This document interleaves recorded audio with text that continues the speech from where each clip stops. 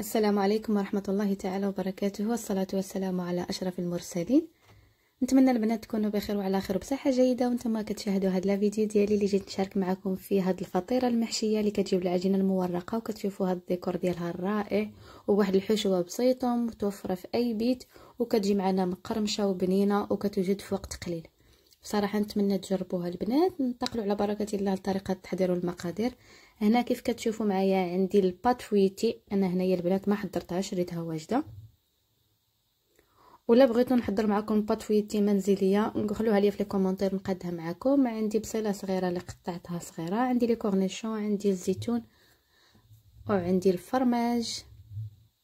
وهنايا انا درت 3 ديال الانواع ديال الفرماج، وانتم تقدروا ديروا اللي متوفر عندكم. انا البنات غادي نوريكم الطريقه، اما المكونات راه تقدروا ديروا هادشي اللي غنعطيكم وتقدروا ديروا اللي متوفر عندكم. عندي الطون، عندي البيض اللي سلقته، وعندي الفرماج متلت باش ندهن به، وعندي شويه ديال الزعتر وشويه ديال الاكليل الجبل والهريسه المساند الرسمي ديال الساندويتشات ديالي، لان راه كتعطي واحد المذاق زوين الهريسه، واللي ما بغاش يديرها يقدر يستغنى عليها.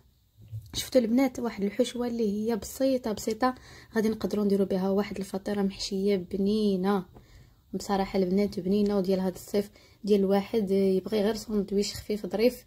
وانا اذا درت معكم هاد الفطيره المحشيه خفيفه ظريفه حتى من الباط فويتي كيف كتشوفوا معايا هاني شريتها.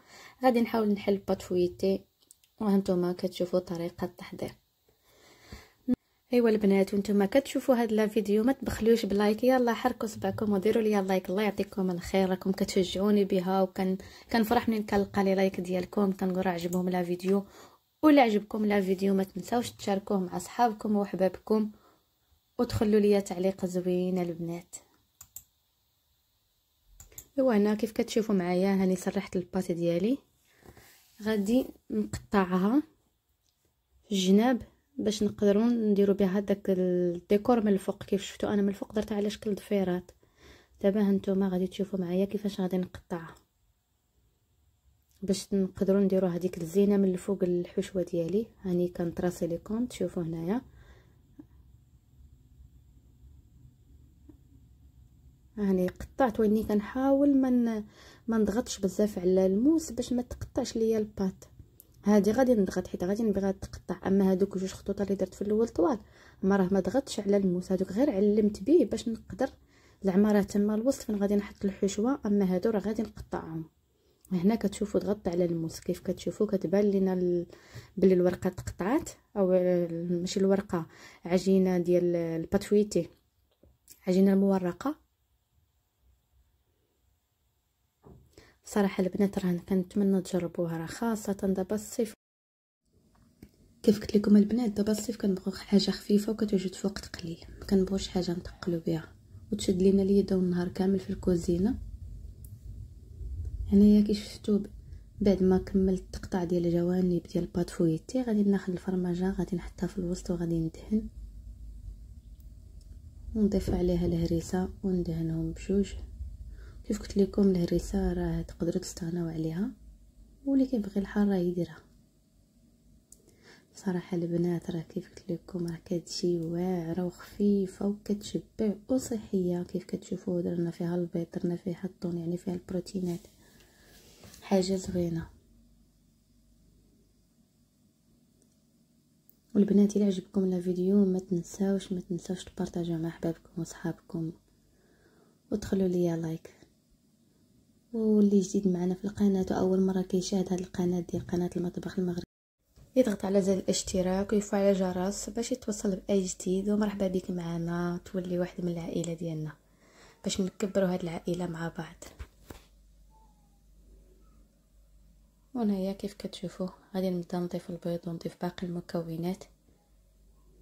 صراحه كتجي بنينه، عرفتي غير بمكونات بسيطه كتجي زوينه البنات. نتمنى تجربوها، ونخليكم مع طريقه التحضير. كيف كتشوفوا وتشوفوا الشكل النهائي ديالنا كتجي غزاله تبارك الله.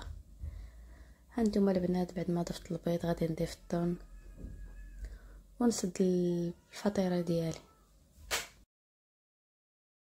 وهنا كي كتشوفوا ضفت الزيتون الاكحال، ضفت لي كورنيشون، البصله وغادي ندير عليها واحد الرشيشه ديال الفرماج ورشيشه ديال الزعتر واكليل الجبل، ونسدها وندهنها بصفار البيض وندخلها الطيب.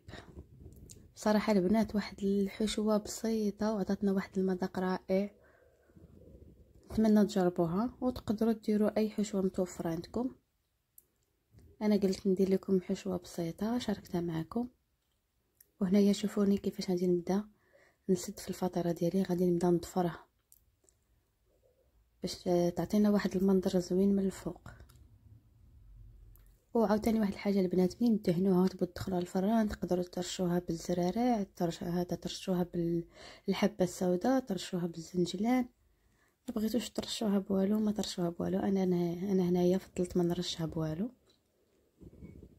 بغيتو تدهنوها وترشوا عليها شويه الفخوماج بالفوق وتدخلوها الطيب كيف كتشوفوا معايا. هنايا دخلتها الطيب، وهنايا بعد ما طابت هذا هو الشكل النهائي ديالها. كي كتشوفوا معايا كتجي رطبه ومقرمشه في نفس الوقت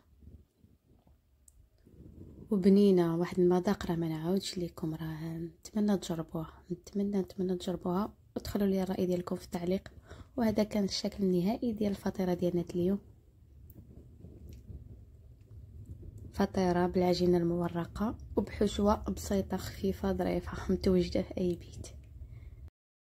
ايوا صافي البنات، وصلنا لنهايه الفيديو. ما تبخلوش علينا بلايك وكومنتير زوين وشاركوا الفيديو مع احبابكم واصحابكم. وما بقى ليا غير نقول لكم بالسلامه وفي امان الله الى فيديو جديد مع وصفه جديده.